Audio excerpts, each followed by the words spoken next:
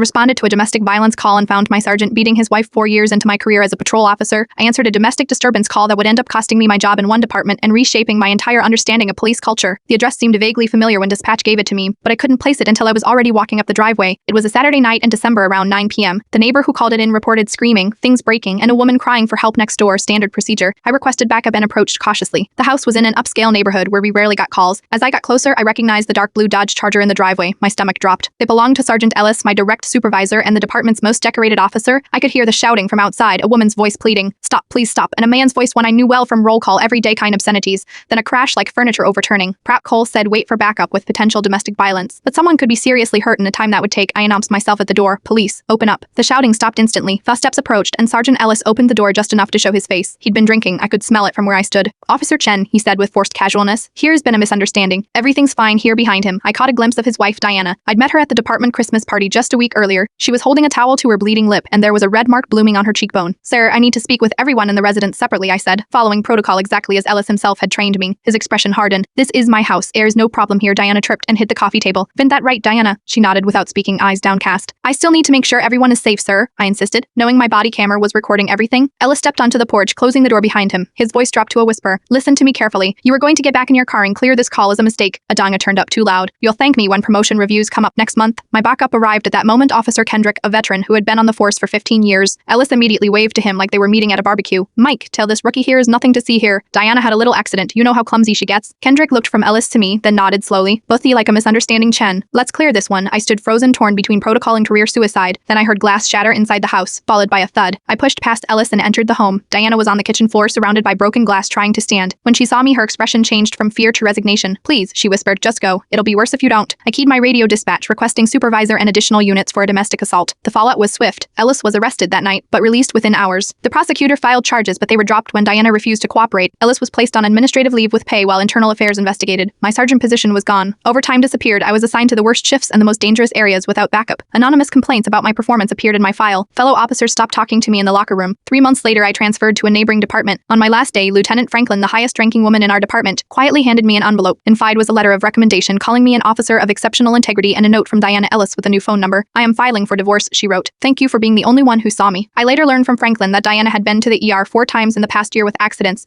The department had quietly handled each incident. Ellis is still a sergeant there. I am now a detective in my new department. Every domestic violence call I respond to. I remember Diana's face and the officers who looked away. Some blue lines shouldn't be crossed. Others need to be